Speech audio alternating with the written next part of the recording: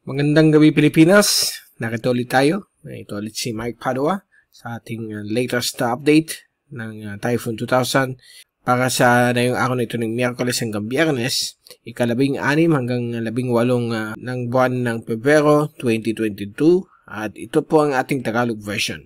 Now, hindi tayo naka-issue ng update nung Lunes dahil medyo busy po tayo.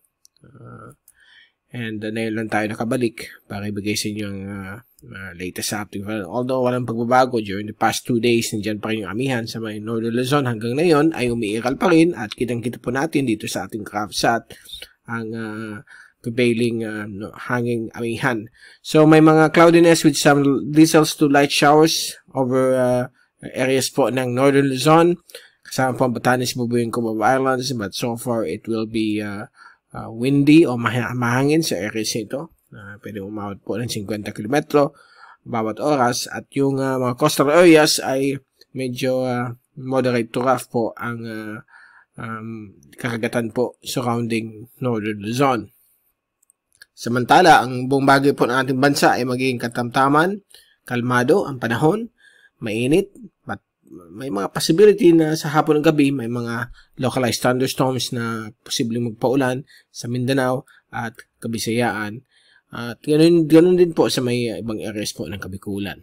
So all clear po ang Western Pacific. Wala po tayo nakikitang any tropical cyclone or low pressure area o bagyo na posibleng mamuo sa loob ng 5 araw base po sa mga latest computer models. At continue natin yung fast animation. So all clear po ang Pilipinas. At sa windy.com, zoom in satellite animation. Ganun din ang pinapakita, may mga low-level cloudiness. Ang inasahan lang po dito sa may mga mountainous regions po ng Luzon. Samantala, the rest ay walang presence po ng mga localized thunderstorms. Ito po kasi yung kulay niyan para ma-determine niyo kung may papalapit po na localized thunderstorms. So, yan po ating zoom-in satellite animation. Tingnan natin yung forecast po sa ulan, courtesy of ECMWF. And makikita po natin dito for the next 3 days hanggang Saturday afternoon. So bukas po ng hapon ay may mga inaasahan po tayong mga showers dito po sa may mountainous areas po ng Ilocos region at sa may eastern sections of Luzon, lalo po sa may Northern Quezon, Mauban, Polillo, Baler, Aurora Province. Ito po ay dahilan po sa possible na shear line na mga paulan po dito sa mga binanggit nating lugar. The rest of the archipelago, maganda po ang panahon sa darating pong bukas, Huwebes. Sa Biyernes, ay inaasahan pa rin po nating okay ang panahon although may mga possible thunderstorms sa may Cagayan Valley at sa may eastern sections po ng Mindanao pagdating po ng hapon hanggang early evening ng Biyernes, Marso, Pebrero 18. Okay? At ito naman po ang ating forecast na yung Sabado. May mga increasing pong cloudiness na may mga thunderstorms na posibleng maganap sa may Cagayan Valley at Cordillera region.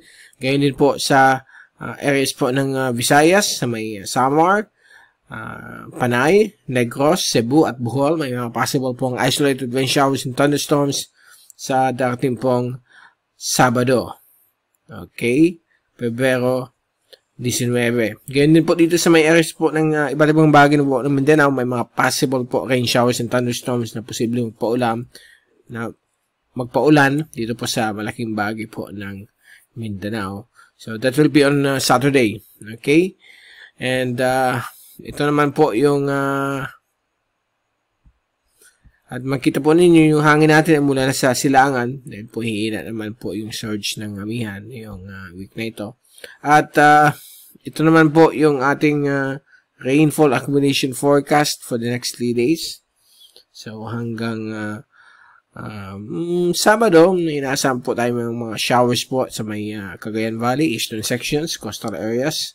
At ganyan din po sa may Northern Quezon at Aurora Province. While the rest will remain fair with some isolated rain showers and thunderstorms. Kagaya po dito sa may Eastern Samar, Eastern Leyte, at ganyan din po dito sa may Northern sections po ng Mindoro Island. And kung din natin yung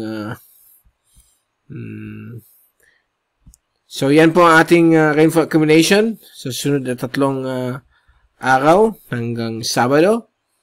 Wala naman po tayong binabantayan ng mga LPAs. At base po sa latest global tropics hazards ng benefits outlook ng Climate Prediction Center, sa unang linggo, valid Pebrero 16 hanggang 22, inaasahan po tayo ng above average rainfall sa may Davao del Sur at Soxygen, while the rest of the Philippine Islands ay magiging katamtaman po ang panahon. Samantala, sa ikalawang linggo, valid Pebrero 23 hanggang Marso 1, ay may mga possibility po na magkakaroon ng moderate confidence ng tropical cyclone formation or possible low pressure area between Bicol region down to Mindanao, but hindi pa po ito sure. So, magbabago pa po ito.